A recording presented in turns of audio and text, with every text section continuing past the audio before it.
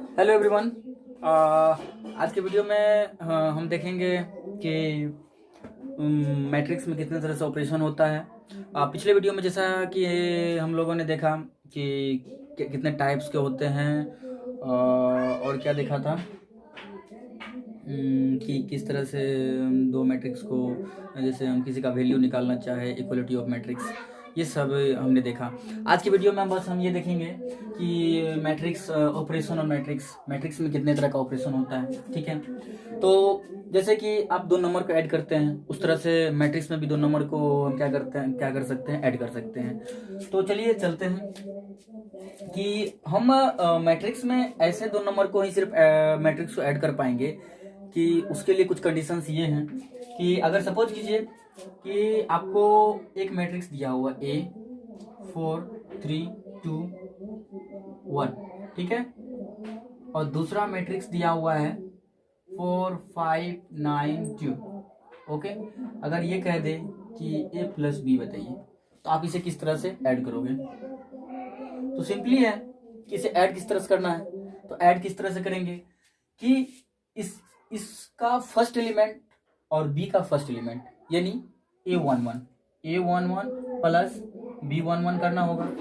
जब A11 plus B11 करेंगे तभी हम इस दोनों का हम सम हो सकता है। ठीक है, तो क्या करेंगे, जरा सोचिए, 4 और 4 दोनों को जब ऐड करेंगे तो क्या हो रहा है, 8 हो रहा है। ठीक है, उसके बाद 3 और 5 इस दोनों को ऐड करना पड़ेगा, ये भी कितना आ रहा है, 8 आ रहा है। उसके बाद 2 और 9 को ऐड करेंगे तो 9 2 11। उसके बाद 1 2 3। तो हमने क्या कर दिया, दो मैट्रिक्स को ऐड करने का एक तरीका ये है। इसमें प्रिकॉशन क्या है कि अगर आपको कोई मैट्रिक्स इस तरह से दिया हुआ है 4 3 2 1, ठीक है, और मान लेते हैं दूसरा मैट्रिक्स दिया हुआ 4 3 2 1 2 3, अगर कह दे A प्लस B क्या होगा, तो आप इसे कैलकुलेट नहीं कर सकते हैं। ठीक है, तो इतना तो समझ में आ गया होगा कि हम सेम ऑर्डर वाले मैट्रिक्स को ऐड कर सकते हैं, विदाउट सेम ऑर्डर मैट्रिक्स को हम ऐड नहीं कर सकते हैं, क्योंकि आप दो को ऐड तो कर देंगे, बाकी का तो हो नहीं पाएगा। इट मीन्स ये पॉसिबल नहीं है एडिशन। ओके, उसके बाद क्या होता है, सब्ट्रैक्शन होता है। सब्ट्रैक्शन किस तरह से करेंगे, चलिए सब्ट्रैक्शन का देख लेते हैं। ये हो गया था एडिशन।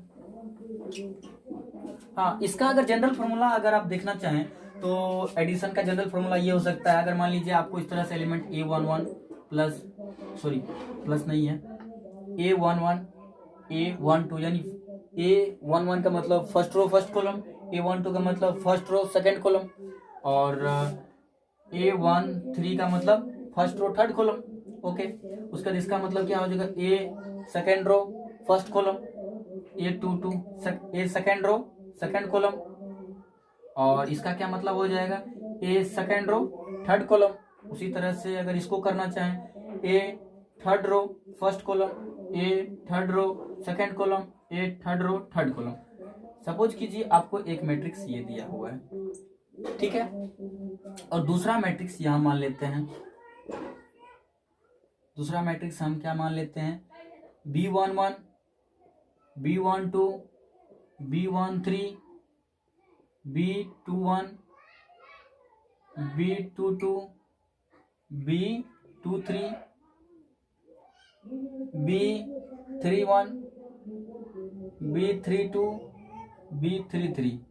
ठीक है, तो आप इसे किस तरह से ऐड करोगे, तो इसका एक ये जनरल फॉर्मूला बन जाएगा कि अगर हमें यहाँ A प्लस बी निकालना हो, जब हमें यहाँ A प्लस बी निकालना हो तो क्या करेंगे, सिंपली A11 और B1, आपको कोई भी मैट्रिक्स दिया जाएगा सबसे पहले आप उसमें ये आइडेंटिफाई कीजिएगा कि A11 कौन सा है।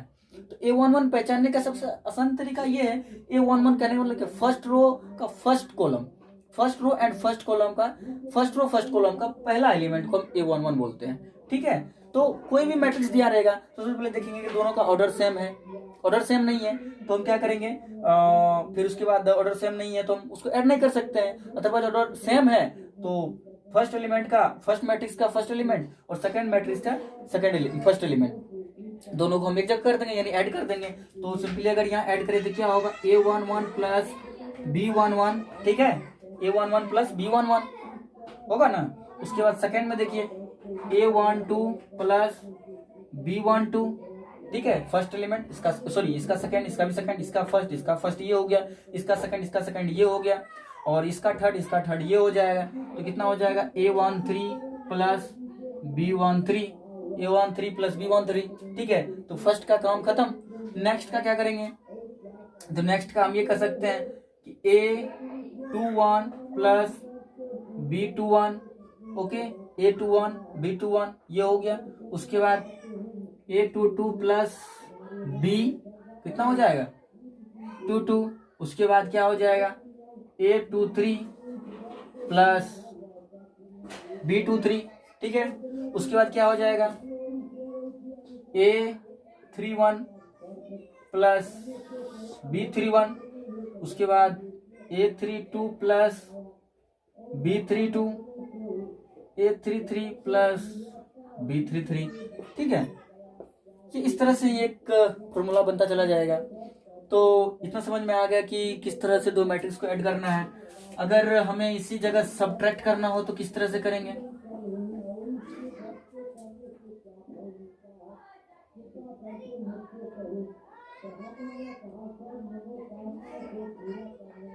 ठीक है। इस पे आप क्वेश्चन भी कर सकते हैं, ऐसा नहीं है, ठीक है, क्वेश्चन भी आप कर सकते हैं। एक क्वेश्चन मैं दे देता हूं करने के लिए। एक मैट्रिक्स ए दिया हुआ है 4 3 2 9,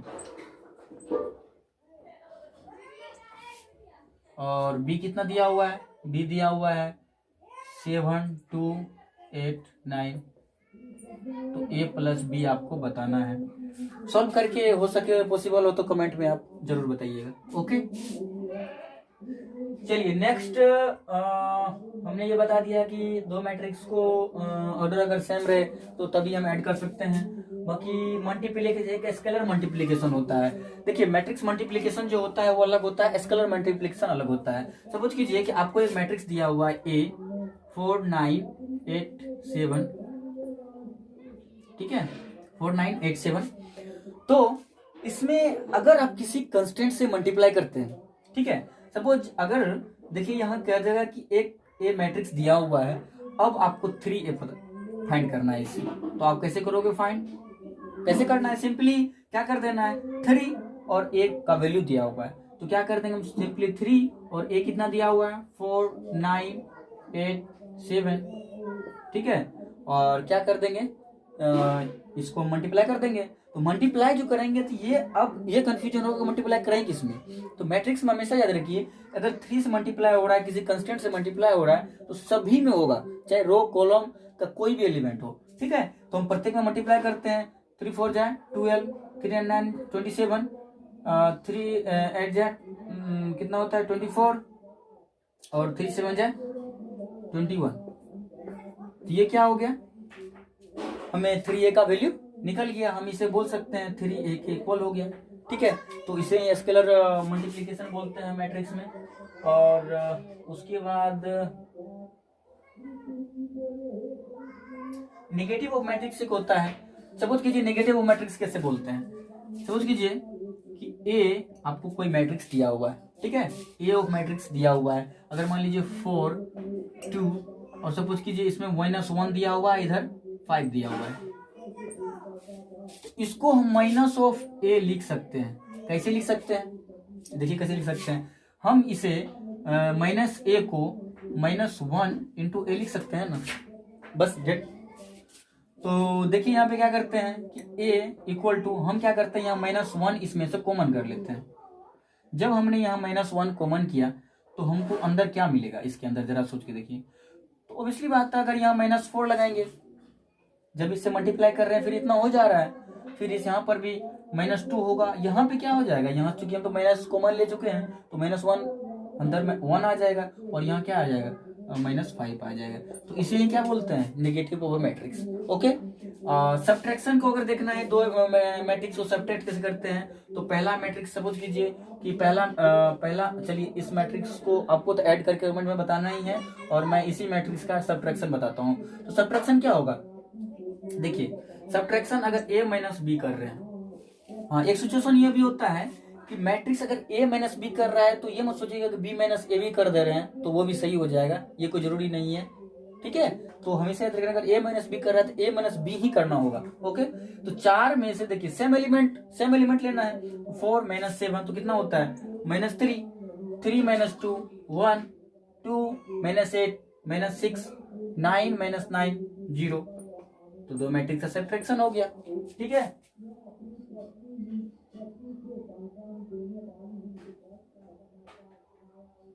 तो चलिए ठीक है, आज के लिए इतना ही रहने देते हैं।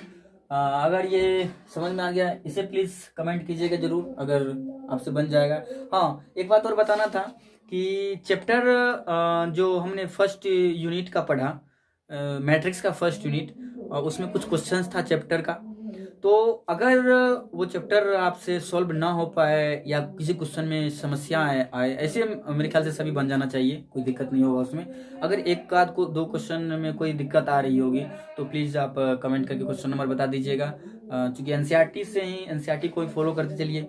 रेफरेंस बुक भी कोई है तो जितना हम पढ़ा रहे हैं उससे रिलेटेड अगर कोई डाउट होगा तो आप कोई भी बिना कोई दिक्कत का, समस्या का हमसे पूछ सकते हैं। मेरे ईमेल आईडी पे, या फिर आप कांटेक्ट नंबर है उससे आप व्हाट्सएप करके पूछ सकते हैं। Thank you so much for watching.